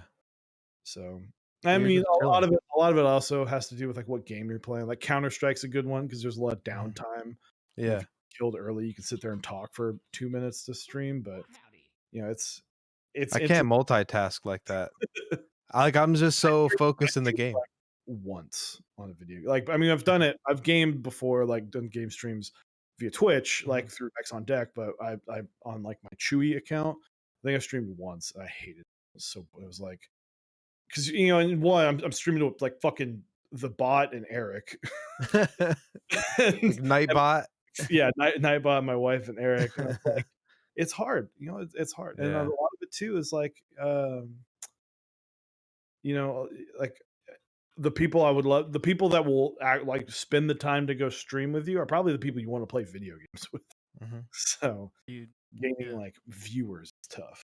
Yeah, the interaction is very rewarding, I would Mhm. say. Yeah. And you get to make like relationships with cool people that you might never have even met in the first place. And then you get to go see these people if they go to KeyCon or something, or a meetup. I It's can't wait. it's crazy. It's like infinite possibilities. Absolutely. Dude. Yeah. And I love it. And even like the thing about streaming, when I think of it, like before I started streaming more intensely, you know, people always ask top streamers like what's the best advice you could give someone for streaming, you know? And my favorite that Tim the Tap Man always says, he's like, don't worry about anything else but having fun while you do it. Yeah. It's like if Mhm. you're having fun while you do it and you're enjoying yourself, everything else will fall into place. Like have fun with it first. Like set realistic expectations of just enjoying it and enjoying what you're Mhm. doing, and then people will start to, you know, come in. Yeah, that's why I did it. Yep. I didn't do it for fame. I didn't do it for viewership. I just did it because people told me to. Because people just told me, and they're like, Good. I see interest in this, and I was like, all right, then I guess it's happening. Uh, hey, That's guys kind of what happened. in chat, if you guys have any questions, please at Mechs on Deck, ask away for Mr. Dutchmaster W, please. Or us, if you have a question for us, we're happy to help. If it's keyboard related, we can give our advice on it. If you want to know more about Dutchmaster, please ask. I'm going to talk about our quick and awesome sponsors really quick. So first off, we got Omnitype, GMK Norse, obviously a fan favorite from Mr. Dutchmaster himself. So go pick up GMK Norse running now through the 30th. You can go to Project Keyboards from mexondeck.project.link. GMK Astral is running this month. Very, very awesome, desaturated kind of light blue set. Very awesome. You can go to Candy Keys if you haven't heard. EPBT Aesthetic is $79 for a huge bass kit. So go check out EPBT Aesthetic, DSA 1930s over there, as well as PBT Honeywell Bold, the Icky 68 Aurora, the Angel keyboard by Cable Car Designs, lots of desk mat switches, lots of stuff at Candy Keys. Go check that out. Aesthetic is honestly probably the hot set for me this month. Yeah, dude. And that's not even because Dee is a good friend. Like, I just love the colors. And then our awesome partners. We've got Zap Cables. You can pick up a bumper just like the one right here. You can pick up some awesome desk mats. And of course, cables. That's in the name. So go check out. He's got some of the best made cables in the hobby. Go check that out. Type Beast. You can go to typebea.st for an amazing newsletter. He's also working on Mech Madness 2021. So go fill out your brackets now. And then last but not least, Smith and Rune. You go to smithrune.com. They've got merch on sale right now, but they make some of the best keyboards in the hobby with the Iron 165, the Iron 180. And they just did a run of the Iron 165 SE. I'm sure they will do more. So keep your ears to the ground. Absolutely. All right, we got a question. Mason Gray asks, Dutch, best taco meat? Ooh, carne asada. I like some steak tacos. It's classic. Chewy, But best it's like, taco meat. I don't know. Readily available barbacoa, but lingua. If I could, if I can go to Oklahoma City and get that taco truck. What were you gonna say? Sorry, I interrupted you, Dutch. It's sometimes with the carne asada, like you get those long strips of steak. Sometimes it just pulls right out. I'm gonna have to agree with You know. Chewy. Lingua, dude. Not barbacoa fan though. I agree with the lingua part. I love barbacoa. I'm a huge barbacoa fan. What else we got? What are y'all favorite linear right now? Mine change all the time. I think my permanent favorite linear is a 98 gram cream. It's on the board I'm using right now, but I'm very excited to try out these lavender switches on my OSA. I'm going to rebuild that eventually, but there's just other builds in the way right now. But I'm very excited to get. I think those are going to be a very good contender to the creams, in my opinion. What about you, Dutch? I feel like they're all the same. Just a JWK linear. Like it's just so I know it's generic, but they all feel the same to me. Yeah. Or Duroc or JWK. For me, Can't go wrong. For me, it'll be Nolive creams or the 63.5 gram creams. I love mine in my Sirius. It's a fantastic board. But that's while having lavenders, but not put them in a board. Because I think based on everything that I've heard and just my general testing, lavenders are going to come in and just, they're going to take out. I think they sound so good. They have a chance of sounding better in creams, and that's impressive because creams, in my opinion, are the best sounding. Full nylon palm stem, right? Yeah, Mhm. Is it long pole stem? No, I don't think so. So it's going to be pretty long. Is it going to be? It's going to be clackier than.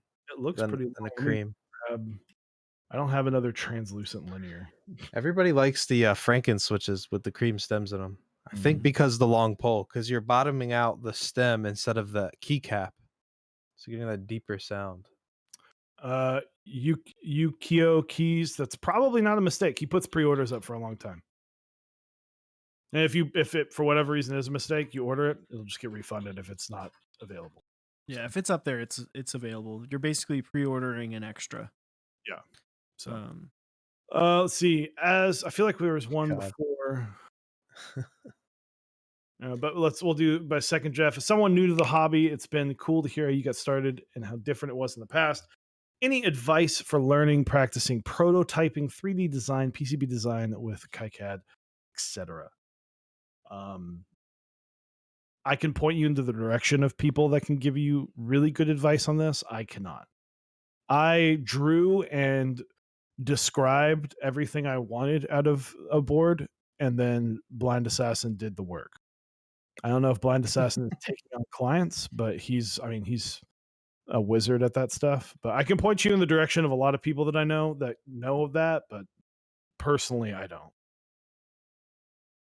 Dude, if you can get in contact with someone or do stuff, get in contact with someone who has experience with building, or designing, or if you can get like a 3D printer and use that, like a nice 3D printer, and use that to flesh out your designs, you can do a lot of cool stuff and really learn a lot that way. There's a lot of cool stuff from like 3D printed design segments of this community. Yeah, I have zero knowledge in any of that. Zero. Nothing. Can you guys, how many different switches? We'll get to yours, Chasing Rabbits, I promise. Oh God. How many different types of switches do you have that aren't in boards? I feel like I have so many that just sit there since I love trying new ones. A good chunk. I'll post on Instagram. I've got this big like switch drawer thing. How many are being not being used is a little bit different. I mean, I've like single switches. I've got drawers full of them. Yeah. Because I like keeping a switch from if I get a build and I do a build, I like keeping a switch. It's kind of like a little memento of like, oh, I remember this build. But currently not like usually I don't buy switches to test as much. I've been doing it more recently, but typically I'm kind of in and out. Like if I don't like it, I'll find someone who does. Mm-hmm. I have oh, go ahead. Go ahead. You go. No, you go. All right. Yeah. I've got probably like 15 to 20 different switches that I have enough to do builds with. That are not being used currently. I've also got like 400 lilacs. Jeez. You know, I might build another board for my wife because she really likes lilacs. There you go. I've got some for you. Squid, and she really liked the lilac switches. Yeah, I have like a whole drawer, probably like 20 different switches. They're just chilling. When a new switch comes out, I just have to buy it because of just building so many boards. I just need switches. It's like never ending. Mm-hmm. Yeah, I've got the canned creams waiting to go on a board. Oh, those are wild. Yeah, those are interesting. I'm excited to put that in the SM60. The circle kind of scares me.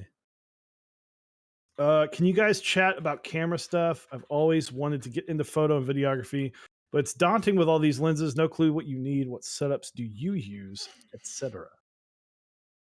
Dutch, I'll let you go first on this one. You've got the nicer. It's right in your pocket. Yeah. Learn from that thing. Learn from your phone. Learn lighting. Learn composition. It's super easy. It's all over the internet. There's YouTube videos. That's how I learned. And then maybe get like a cheap starter camera with a kit lens. A lot of people go for the Sony cameras, the mirrorless cameras. You could get like a Rebel. That's what I did. Rebel with a kit lens. Mm-hmm. Then just start learning the camera. Learn ISO, aperture, shutter speed.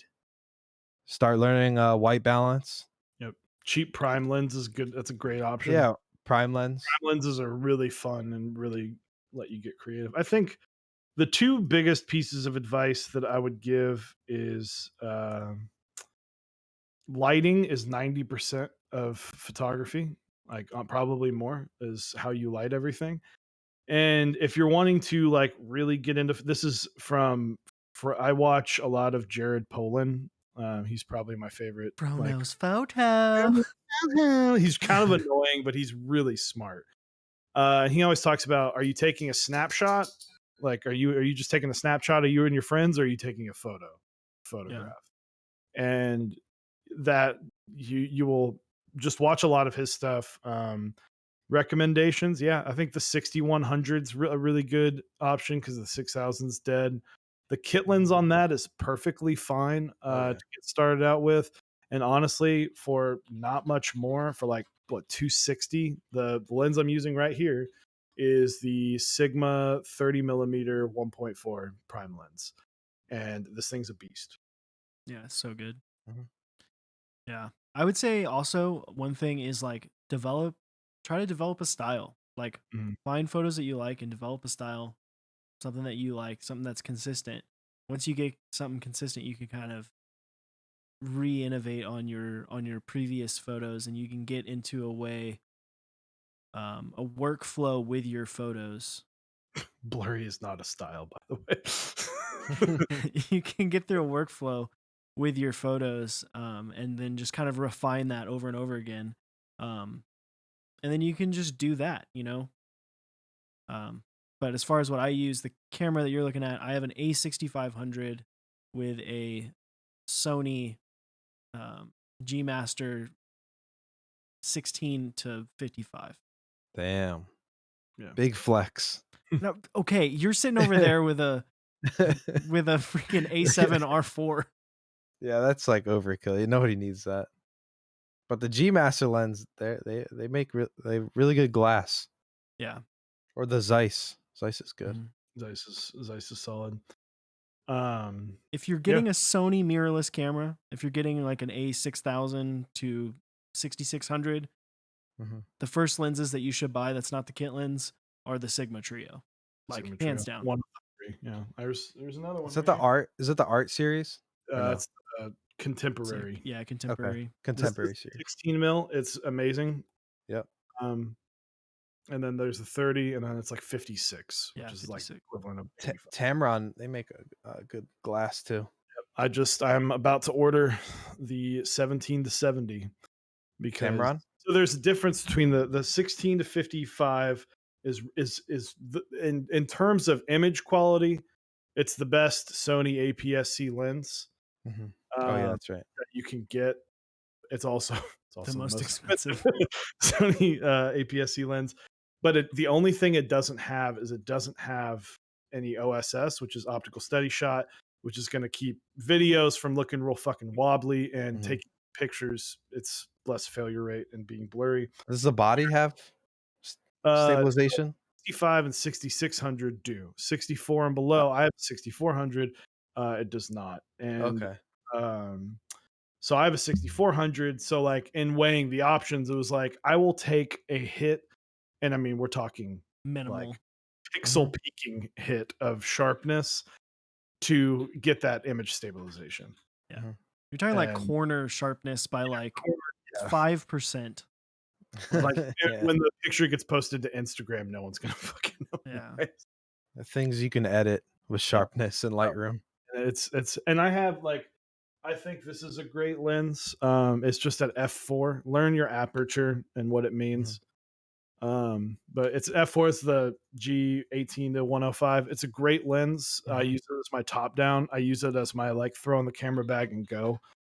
Because I can do everything with this except for like crazy up close bokeh shots. That's about so it's a perfectly good lens.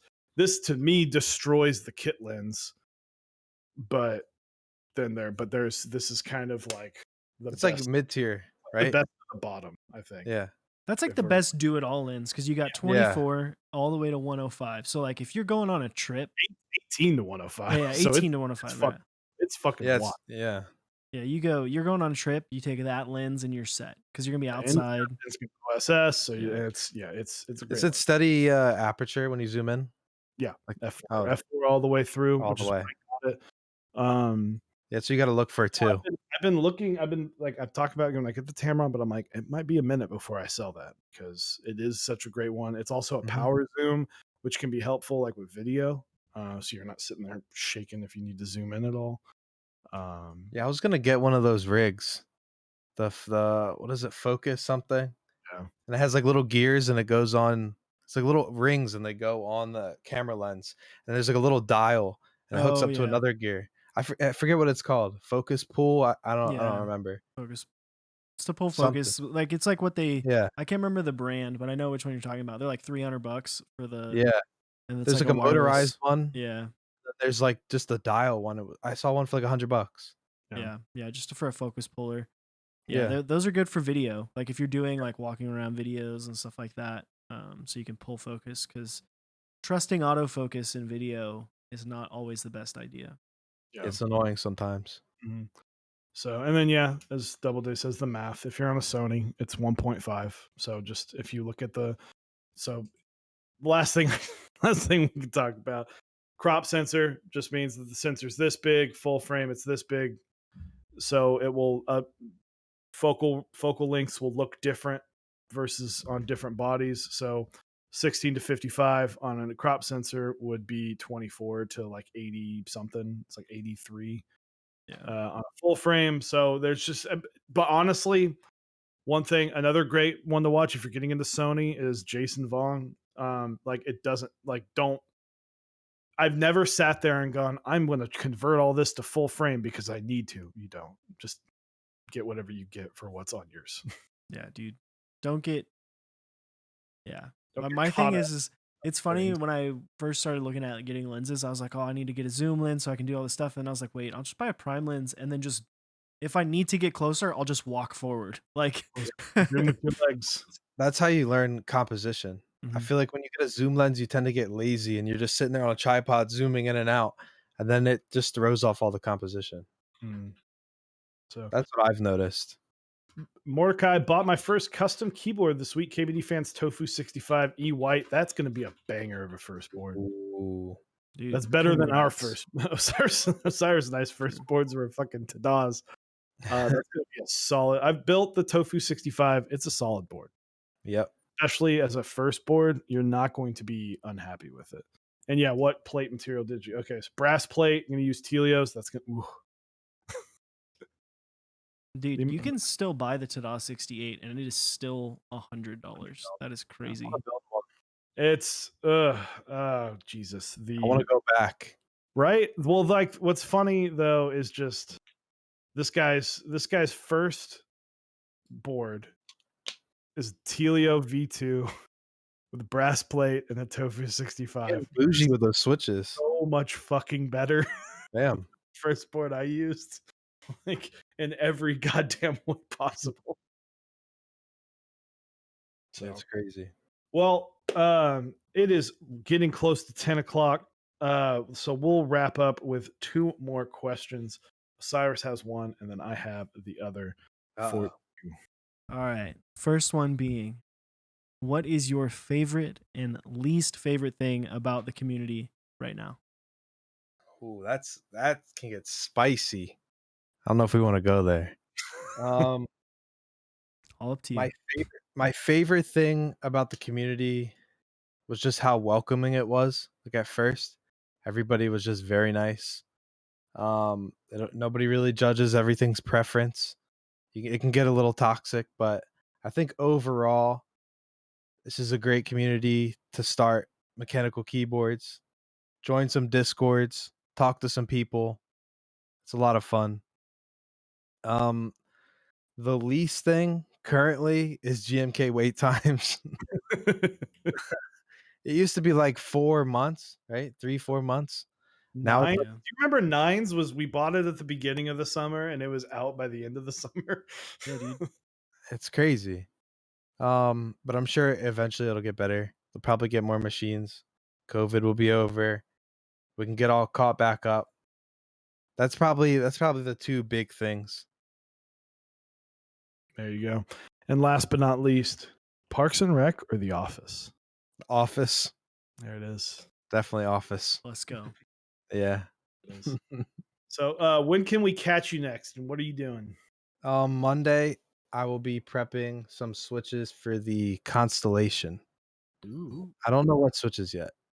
You guys got me on this lavender thing. I have lavenders in my drawer, and I have a PC plate, so I don't know. It might be the move. I might. I've tested like 4 of them in the squid. And I was like, ooh, like holy shit. This is gonna They sound so good. Everything that I've heard, they sound so good. Yeah, I heard them filmed, and I like them filmed because it dampens it a little bit, it spreads the I sound out a little bit. did not lube them. I thought they Really? were really smooth. I Mess with them. spring swapped them. I did. I oiled my springs. Mhm. I oiled my springs and I spring swapped them, and I did everything I could to not touch the stems, so I wouldn't take any of the lube that's already on there. But I think like I'm gonna go in with no lube, and if it's that, I'm gonna be like, honestly, if it's that great, it will take over as the new champ of this is the best stock switch you can get out of the box. I've always said Zelio 78s are my favorite out of the box. I think Zelio V2s just are great switches right out of the box. But if these are that, they sound better. I know they're going to sound better because Zelios kind of sound like shit. I'm gonna put them in my Key 65 later. Ooh. I'll test it stock. So, but yeah, so you got Monday, Wednesday, what time? 6:30 p.m. Eastern. Boom. So 7:30 in the correct time zone for those wondering. So, Everybody watch. So thank you guys very much for coming out. Thank you, Mr. Dutchmaster W. You guys. And who's live? Let's see. There's a lot of people live. Do you have Yeah, any? Do you have any friends live? Yeah, who do you want?